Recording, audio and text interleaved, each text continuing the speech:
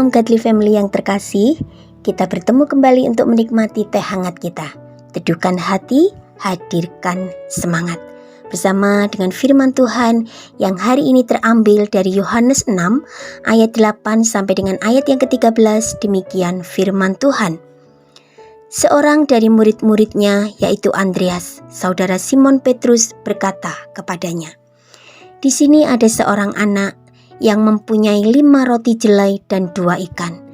Tetapi apakah artinya itu untuk orang sebanyak ini?" Kata Yesus, "Suruhlah orang-orang itu duduk."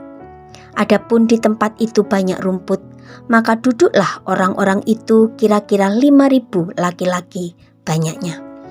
Lalu Yesus mengambil roti itu, mengucap syukur dan membagi-bagikannya kepada mereka yang duduk di situ.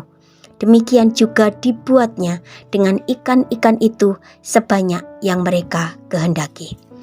Dan setelah mereka kenyang, ia berkata kepada murid-muridnya, "Kumpulkanlah potongan-potongan yang lebih supaya tidak ada yang terbuang." Maka mereka pun mengumpulkannya dan mengisi 12 bakul penuh dengan potongan-potongan dari kelima roti jelai yang lebih setelah orang makan. Godly Family yang terkasih, mungkin masih banyak di antara kita yang punya uang recehan 100 atau 200 rupiah di rumah. Permisi tanya, bagaimana kita memperlakukan uang tersebut? Kita simpan baik-baik seperti lembaran 100.000? Mungkin tidak. Mungkin justru kita biarkan tercecer dan tidak tersimpan rapi. Mengapa? Karena kita menganggap uang receh 100 atau 200 rupiah itu hanya uang kecil yang gak ada nilainya. Padahal kalau kita pikir ulang, 100.000 tidak akan genap 100.000 jika masih kurang 100 atau 200 rupiah saja. Dalam hidup ini kita sering lupa satu hal, bahwa hal-hal kecil itu bisa berdampak besar. Kita sering pingin disebut hebat. Kita pingin jadi orang luar biasa. Karena itu kita berusaha melakukan hal-hal yang besar atau luar biasa.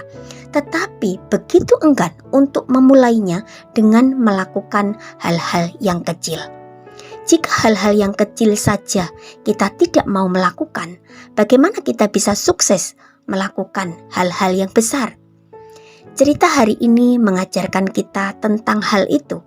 Bagaimana hal kecil itu bisa berdampak besar. Ketika Tuhan Yesus ingin menyingkir, dia diikuti oleh banyak orang. Terhitung 5.000 laki-laki saja, dan itu bisa berarti jauh lebih banyak jumlahnya. Ketika jam makan, Yesus ingin memberi mereka makan karena rasa kasihnya kepada mereka. Tetapi para murid kebingungan, bagaimana bisa memberi orang sebanyak itu makan? Mau beli? Tidak mungkin. Tidak mungkin tempat belinya dan tidak mungkin dananya. Kemudian Andreas berkata, "Ada anak kecil yang bawa bekal 5 roti jelai dan 2 ikan. Tapi apa artinya itu bagi orang sebanyak ini?" Kemudian Yesus berkata, "Bawa ke sini." Mari kita perhatikan bagaimana respon anak kecil ini. Dia begitu tulus, ikhlas memberikan apa yang dia punya meski dia tidak tahu seperti apa ending ceritanya. Dan mujizat terjadi. Setelah didoakan dan dicuil-cuil oleh Yesus, dibagikan, ternyata itu mengenyangkan semua orang yang ada di situ dan bahkan masih lebih 12 bakul penuh. Luar biasa. Dari hal yang kecil, 5 roti dan 2 ikan, tindakan kecil dengan rela, dengan sukacita memberikan itu di tangan Yesus diubah menjadi berkat besar dan berdampak besar.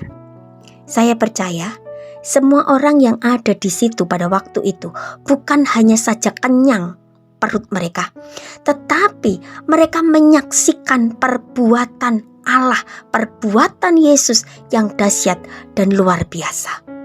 Godly Family yang terkasih, mari kita ingat ini. Tindakan kita sekecil apapun pasti ada dampaknya. Kita tidak pernah tahu tindakan-tindakan kecil mana yang mungkin suatu saat dipakai oleh Tuhan bisa berdampak besar dalam kehidupan orang lain. Karena itu, mari kita tetap setia melakukan perkara-perkara meskipun itu kecil bagi Tuhan, dan biarkan Tuhan memakai itu menjadi hal-hal besar dalam kehidupan kita dan juga orang lain. Amin. Mari kita berdoa. Tuhan Yesus, beri kami hati untuk tetap setia bekerja bagi Tuhan. Pakai kami menjadi alat-Mu, supaya melalui kami, melalui tindakan-tindakan kecil kami, orang bisa menikmati berkat-Mu yang besar. Amin.